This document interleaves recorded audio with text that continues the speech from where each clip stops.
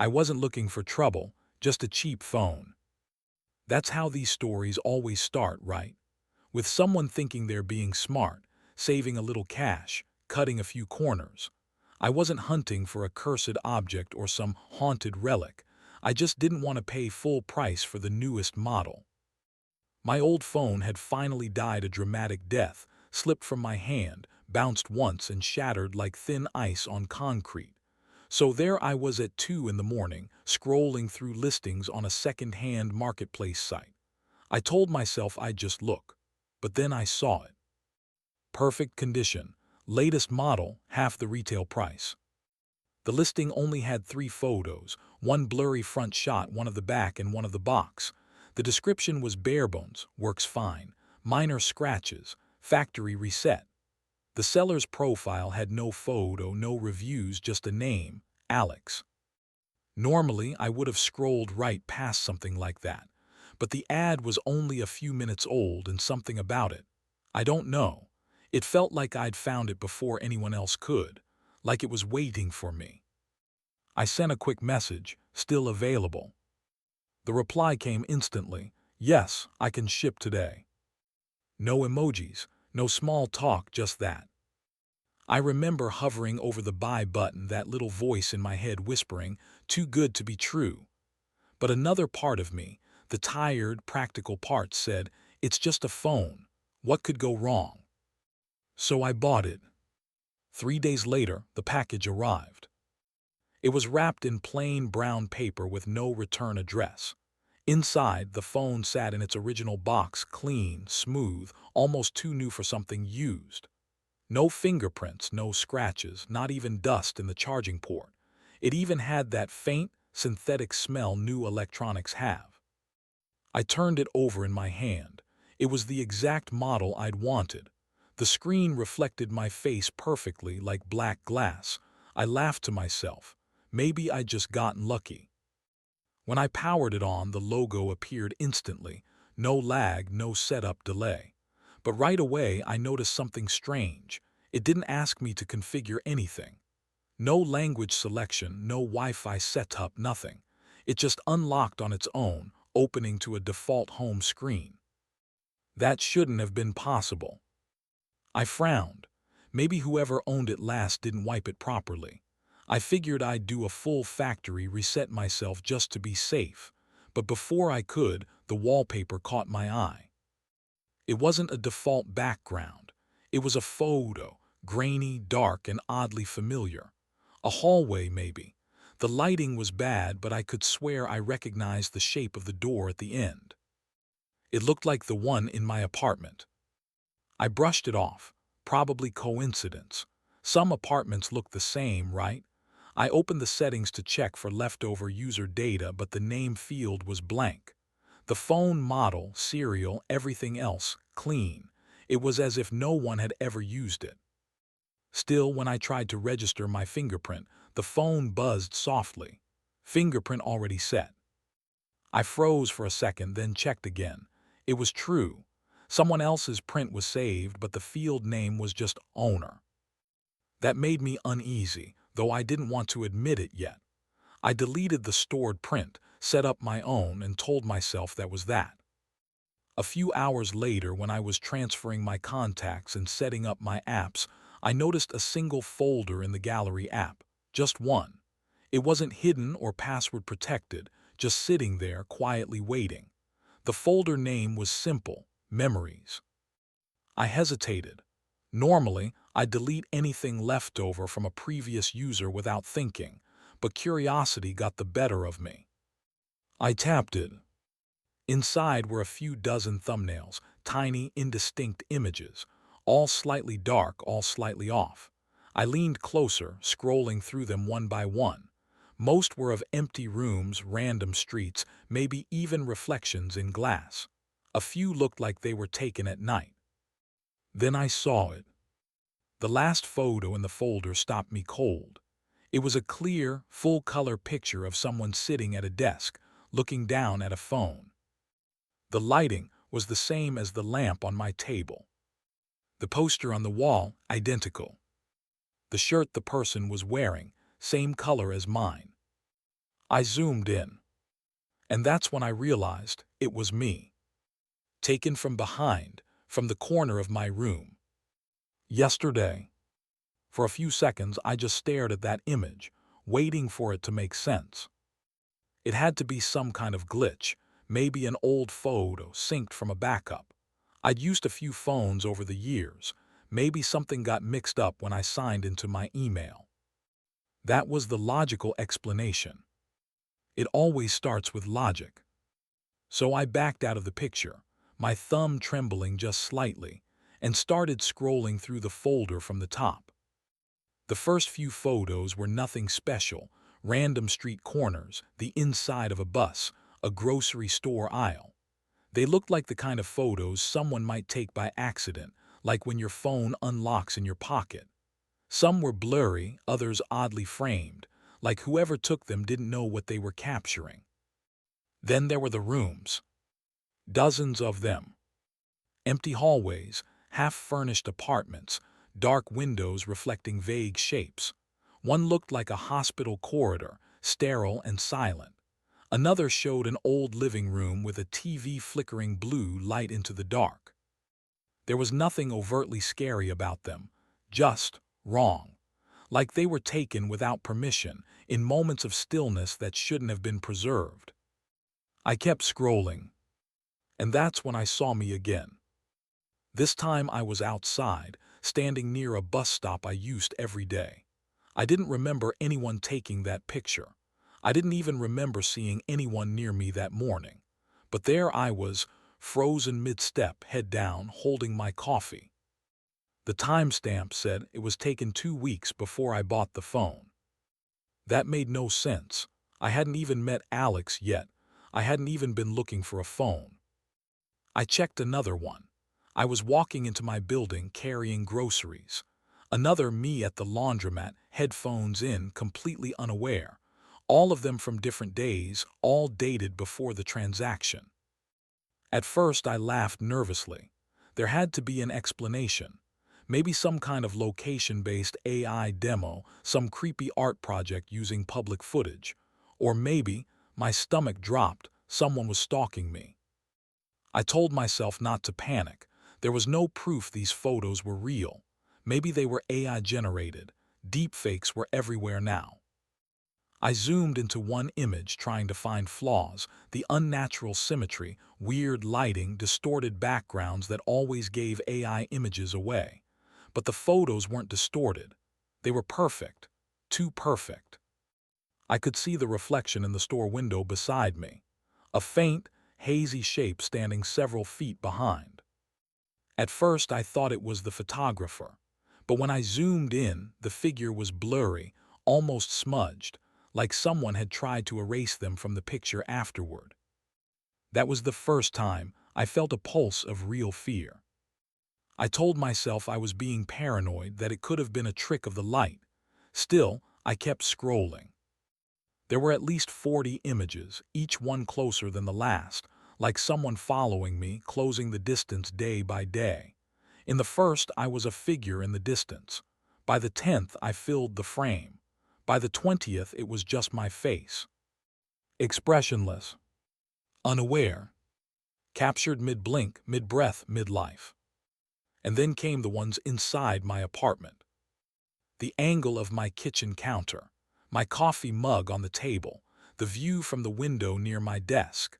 Photos taken from low angles, high corners, even from the doorway to my bedroom. My hands were shaking so badly, I almost dropped the phone. One photo in particular made me feel sick. It was me, lying in bed facing the wall. My hair was a mess, the sheets wrinkled. I didn't remember anyone being there. The timestamp was from 2 nights ago. That's when I started rationalizing, desperately. It could have been from my cloud backup. Maybe an old photo from a previous phone synced somehow. Maybe someone hacked my account. I logged into every storage service I had, Google, Apple, even old ones I hadn't used in years. Nothing. The gallery was exclusive to that phone. No sync options, no external sources. I kept going back to the first photo of me, the one from yesterday. I stared at it until my eyes burned. Same shirt, same desk, same timestamp as when I'd been unboxing the phone. How could that even happen? I considered that the seller might have pranked me. Maybe they somehow got my info, followed me, took photos, uploaded them before shipping. A sick joke, but that didn't fit either. Some of these photos were months old. Different hair length, different weather. And the angles, some were impossible. One was from above my bed, like from the ceiling. Another from outside my fifth-floor window. Every explanation I tried to force into place fell apart as soon as I said it out loud. My breathing got shallow. I could hear my heartbeat in my ears. The silence in the room was unbearable, like the world had paused just to listen to my confusion. That's when I noticed something I hadn't before. In almost every photo, especially the recent ones, there was a blur somewhere in the background. A shadowy smear, sometimes near a corner, sometimes near me. Not quite human-shaped, but close enough that my brain wanted to fill in the blanks. One of them looked like a hand reaching out. I should have stopped scrolling there. I really should have. But I didn't. Because right after that, there was one last photo. It was darker than the rest, almost pitch black. I turned up the brightness. The faint outlines of my bedroom came into view, my desk, my chair, my reflection in the screen. And behind me, barely visible, the edge of something, tall, featureless, and impossibly close. The timestamp read tomorrow 3:14 a.m. I stared at it for a long time. I told myself it had to be a glitch in the clock settings, some time zone issue, something explainable. But deep down I knew it was. I locked the screen, shoved the phone face down on the desk, and pushed back from the chair. For the first time since I'd opened that folder, I realized I wasn't breathing right. I told myself I'd get to the bottom of it, check the phone's data, figure out where the photos came from. Because whatever this was, it had an explanation. It had to. Right. Sleep wasn't an option that night. Every time I closed my eyes, I saw those photos, each frame, each angle, each version of me that I never remembered posing for. So I did what any rational person drowning in irrational fear does. I opened my laptop and tried to explain it. I told myself that if I could trace where those photos came from, I'd find the truth. There's always a trace. Even deleted data leaves fingerprints. I connected the phone to my laptop and started pulling up the image properties. I wasn't an expert, but I knew enough about EXIF metadata, timestamps, GPS coordinates, device signatures, digital ghosts embedded in every photo. The first image opened with a map coordinate string, latitude, longitude. I copied it into Google Maps, expecting it to point somewhere random, maybe a nearby city. It didn't. It pointed directly to my apartment building. I felt my stomach twist, but I told myself that maybe the phone just pulled my location data when I opened the gallery. That's possible, right? So I checked another photo, one from weeks before I'd ever bought the phone. New coordinates. I pasted them into Maps. This time, it dropped me in front of my old workplace. Another, my friend's house, a place I hadn't been in months. Another, a parking lot where I'd once left my car overnight. Every location was somewhere I had been. My palms were sweating, but I kept going, scanning through image after image. Some pointed to familiar places: my apartment, my local coffee shop, the gas station near the highway. Others were completely foreign. One set of coordinates dropped into the middle of a forest about 40 miles out of town. Zooming in showed nothing but trees and a dirt clearing. Another landed on a warehouse district that didn't even appear in street view, as if the camera car had deliberately avoided it. But the strangest part wasn't the locations. It was the timestamps. I noticed it accidentally. Two of the most recent photos had future dates. The first said November 6, 2025, 2:09 a.m. The second, November 6, 2025, 2:14 a.m. That was 2 days from now. I thought maybe the phone's clock was just wrong, so I checked. It was. Everything else matched my current date and time perfectly. I leaned back in my chair, staring at the screen, waiting for logic to catch up with me. Maybe whoever owned this phone before me had faked the metadata somehow. Maybe it was a hoax, a viral stunt. But then I noticed something else. While I was viewing one of the images, the timestamp changed. It updated by 1 minute. Right in front of me. I blinked, leaned closer, refreshed the folder view. Another file appeared automatically, same format, same numbing pattern as the others. The phone, which was still plugged into my laptop, buzzed once, then again. I opened the gallery app. A new folder had appeared. It wasn't there before. Its name was simple in all caps, Live. For a long moment I didn't touch it. The little blue folder icon just sat there on the screen, pulsing faintly, as if it were waiting for me. Finally, I tapped it open.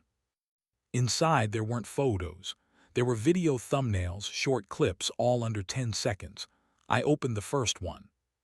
Static, then a faint image, the corner of my desk. I didn't sleep, I couldn't. Every sound felt amplified. The ticking of my wall clock, the buzz of the ceiling light, the faint hum of my laptop's fan. And the phone wouldn't stop buzzing. Each vibration came with a soft chime, the same notification tone, repeating over and over again. When I finally gathered the courage to check it, the lock screen displayed a flood of alerts. New photo uploaded. New photo uploaded. Live feed SYNCD. They just kept stacking, hundreds of them. I scrolled through the gallery again, half expecting to see more pictures of me. But this time, the folders looked different. Some were locked, others duplicated with tiny glitch symbols beside their names. The live folder was still there, but now it was accompanied by a new one called Feed. I hesitated, thumb hovering over the screen. Then curiosity, as always, won. When I tapped it, a black window opened with a single line of text. Stream initializing. Then static. For a moment I thought it was just a broken link, but then the image sharpened. I saw my room, my desk, my bed. And me. I was lying there, motionless, asleep. Except I wasn't asleep. I was awake, standing right there, watching it happen. The feed wasn't showing now. It was showing then. I grabbed my phone, my hands trembling, and whispered aloud without realizing it. What the hell is this? A voice broke the silence from the other room. My friend Ethan, who was crashing on my couch that week, groaned. Dude, it's 3 a.m. What are you doing? I didn't answer at first. I just walked out, phone in hand, and showed him the screen. He squinted, rubbing his eyes. Okay, that's freaky. You said this thing's used, right? Probably some malware. Factory reset it. I tried, I said. My voice sounded smaller than I wanted it to. It just comes back. He gave me that look, the one people use when they're trying not to feed your paranoia. Man, you're overthinking it. I'll do it for you. He took the phone, navigated through the settings, and hit erase all data. We both watched the progress bar crawl to 100%. The screen went black. Then seconds later, it turned on again by itself. No startup logo, no setup screen, just my room, the live feed. This time, the camera view was from the corner of the ceiling, somewhere no camera should exist. Ethan stared at it, his face pale. Bro, that's not possible. You're being pranked or something. By who? I whispered. He didn't answer. He just handed the phone back to me and muttered. Throw it away, smash it, burn it, whatever. I don't want that thing in here. He went back to the couch, but I could tell he didn't sleep either.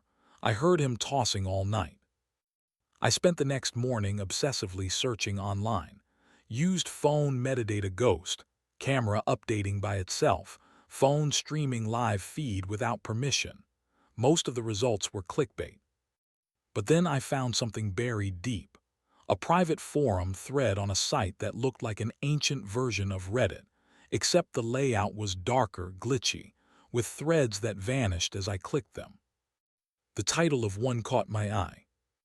"The feed won't stop, anyone else." The first post was from someone named Kira Vox.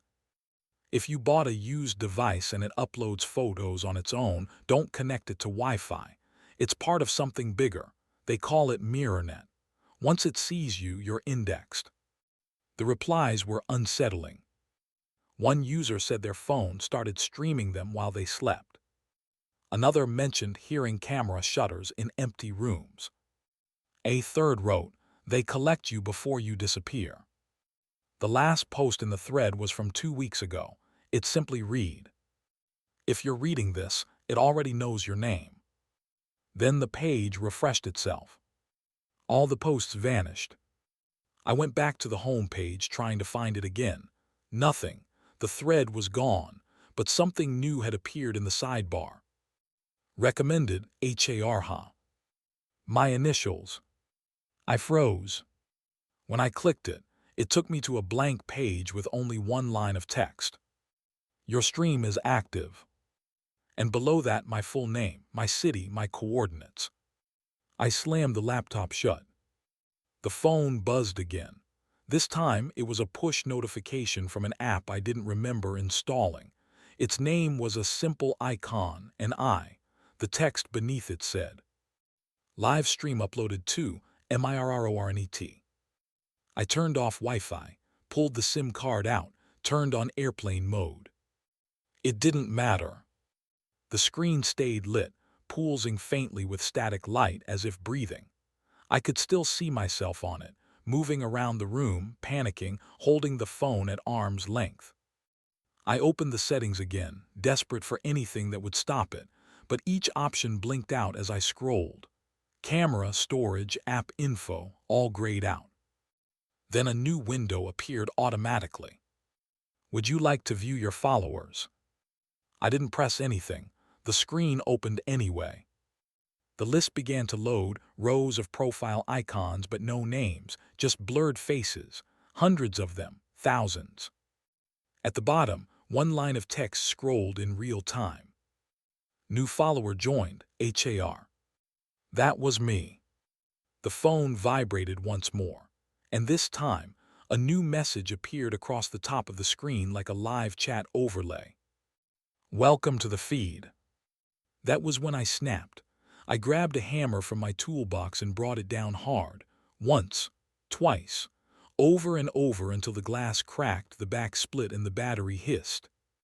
The screen went dark. For the first time in days, the silence felt real.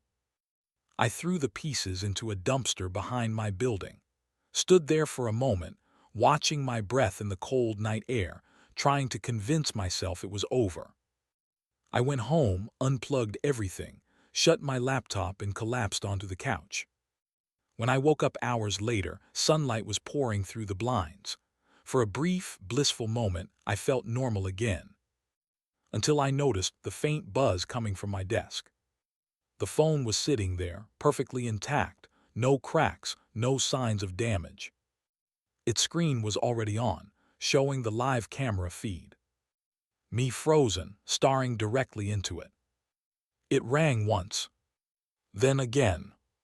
The sound was wrong, faintly distorted, as if the tone was being played through a tunnel. The phone was back on my desk, screen pulsing with that dull, familiar light. The caller ID said unknown number, but the number beneath it, that number was mine. For a full minute, I just stared at it, frozen. The ringing stopped. Then it started again. This time I answered. "Hello," my voice came out small, shaky. For a moment there was nothing, just static like someone dragging a microphone through sand. Then faintly. "Hey." I froze, it was me. My own voice. "You shouldn't have smashed it," it said calmly. "It was doing what it was meant to do." My throat went dry. "Who is this?" "You know who I am." There was something strange about the way it spoke. like my voice was being played through a mirror, half a second behind my thoughts. "You wanted to be seen, right?" it continued. "That's why you bought it, that's why you looked, that's why you didn't stop scrolling." I shook my head, even though I knew it couldn't see me. "No, I just wanted a cheap phone." "No one just wants anything," it said, with a hint of laughter, my laugh low and bitter. "You searched for it. You found it. You clicked buy now without even reading the fine print. You invited it." The line crackled, warping my voice into a dozen overlapping tones. "They always think it's about the phone," it said. "It's not. It's about the feed, about being seen, about being kept." My heart was hammering. "What are you talking about? Who? They?" The voice didn't answer directly. Instead, it whispered, "Look at the photos again." I didn't want to. Every instinct screamed not to, but my hands moved anyway. I opened the gallery. There were more pictures now, hundreds more. Each one was of me, in places I'd never been. A crowded train, a hospital room, a dimly lit basement lined with screens. My face was always in focus, but the rest of the image blurred, warped, impossible. I scrolled faster, sick to my stomach. The timestamps were wrong, some from years ago, some marked next week. "They're not photos," the voice said softly. "They're projections, things you'll see soon, places you'll go." I could hear faint background noise on the call now. Footsteps, whispers, mechanical clicking. "You wanted to be seen," it repeated. "Now everyone's watching." I swallowed hard. "What do you mean everyone? Who's watching?" "Look closer." So I did. I zoomed into one of the newer photos, a blurry shot of me sitting at my desk. Behind me, reflected faintly in the monitor screen, were rows of faces. At first I thought they were digital artifacts, but as I looked closer, the pixels seemed to move. The faces were watching me. I dropped the phone. It hit the carpet with a dull thud but didn't hang up. The voice continued, faintly now from the floor. "We've been watching for a long time. Every memory you've ever had, every regret, every time you wished someone noticed you. That's what feeds us." My mind was racing. "Us. The collectors," it said simply. "You've seen us before, but your eyes don't hold the frames long enough. You call it glitching. Déjà vu, lag, we call it harvesting." The sound warped again, but underneath it I could hear something else, muffled breathing. My breathing. It was like the call had looped into itself.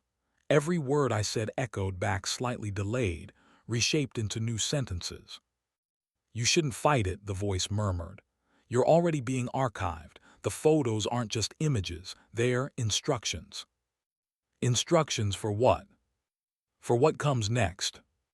The tone had changed, less mocking now, almost tender. "You could still stop it," it said. "But you won't. You'll keep recording, you'll keep answering, because you need to know." The phone vibrated again. A new message appeared mid-call. "New photo available, view now." The voice on the line chuckled, perfectly in sync with my own nervous laugh. "Go ahead," it said.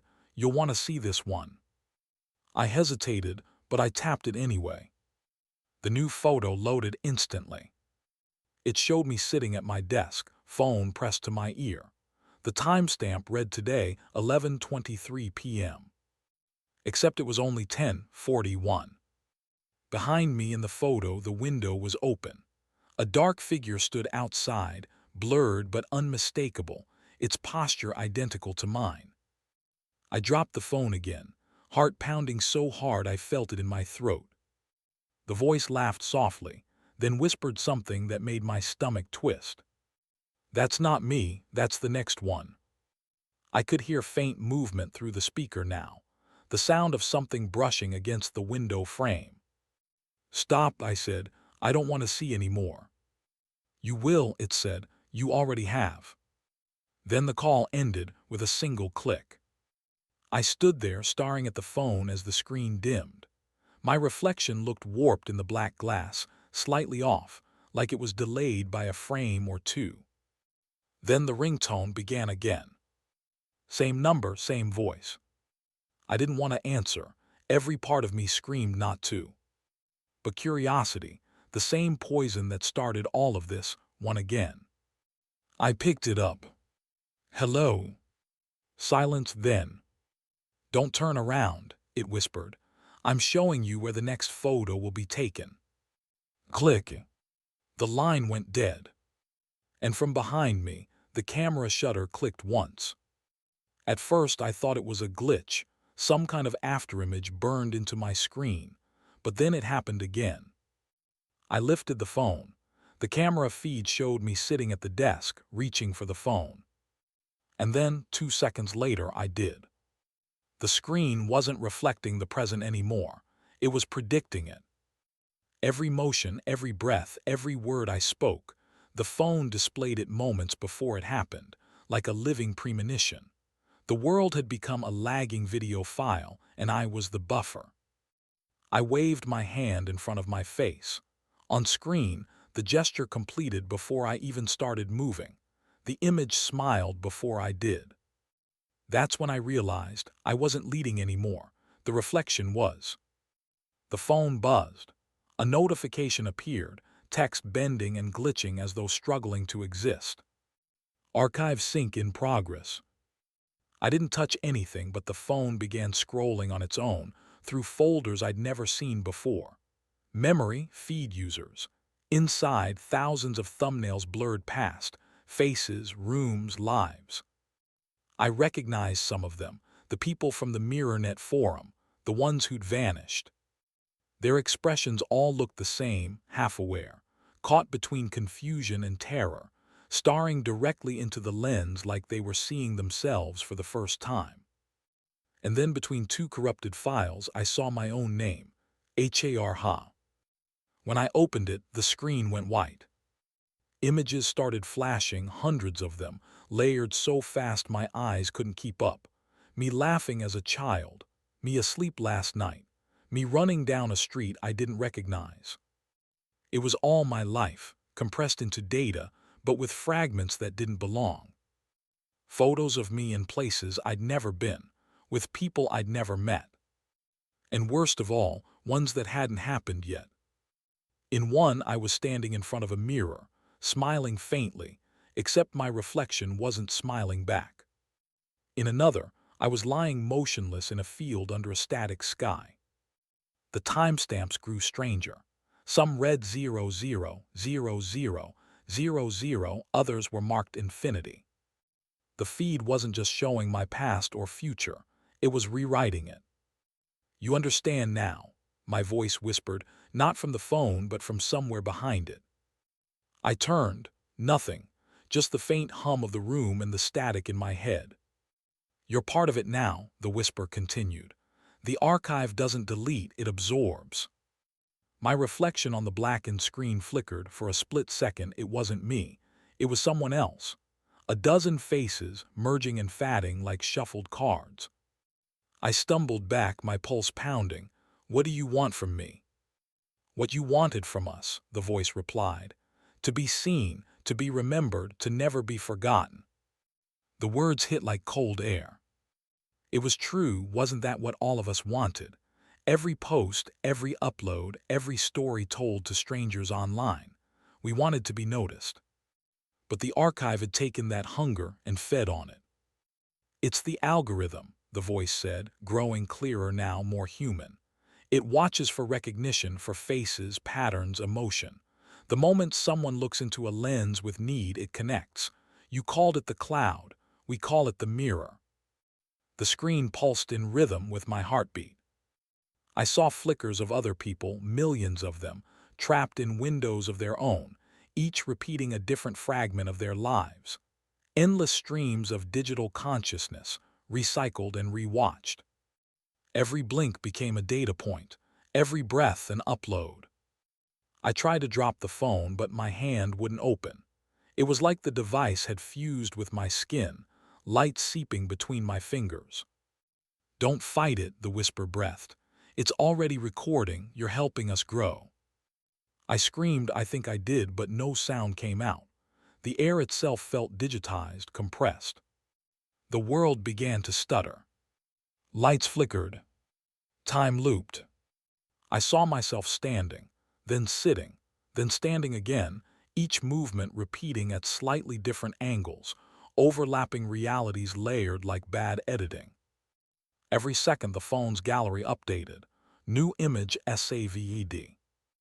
Each one was me, each one was seconds apart. And then came the realization that shattered whatever logic I had left. It wasn't predicting me anymore, I was following it.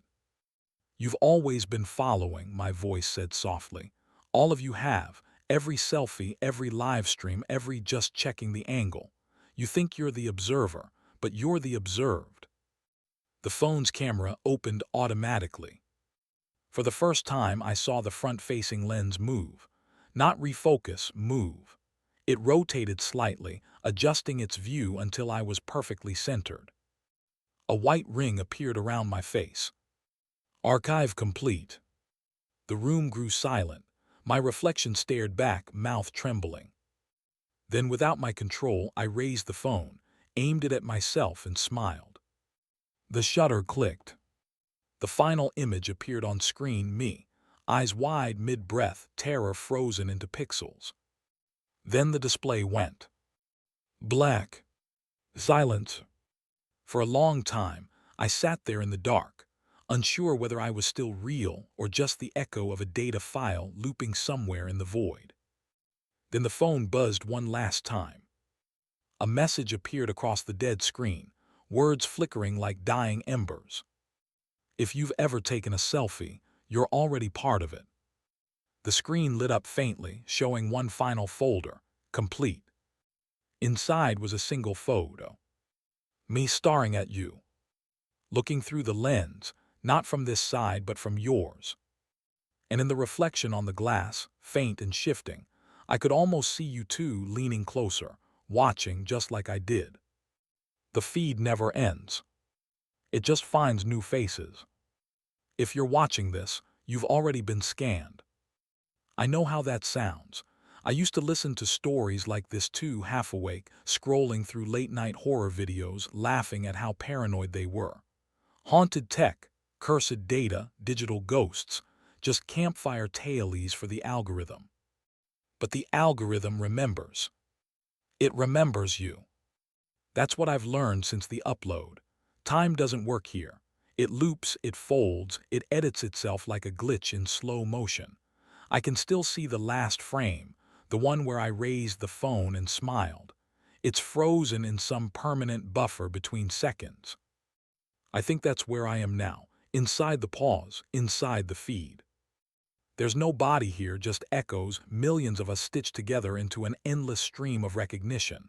Some whisper, some scream, most just watch. The archive doesn't delete, it curates. Sometimes I see flashes of you, your reflection in your phone screen, your outline in a black monitor. That's how it starts. A reflection out of sync, a smile you don't remember giving, a light that flickers when no one moves. Don't look for me.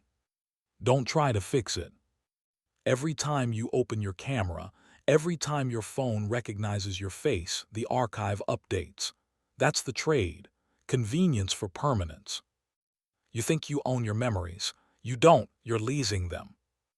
I used to tell myself I was unlucky, that I just bought the wrong phone, clicked the wrong link. But now I understand. It wasn't random. The phone was always looking for someone willing to look back. And I looked too long. There's a strange piece here, though. No hunger, no sleep, no silence, just the hum of the feed. I can hear the others, whispering fragments of their own stories through corrupted audio. It started with a picture of me smiling. I just wanted more followers. I thought the flash was broken. Maybe you've already seen some of them.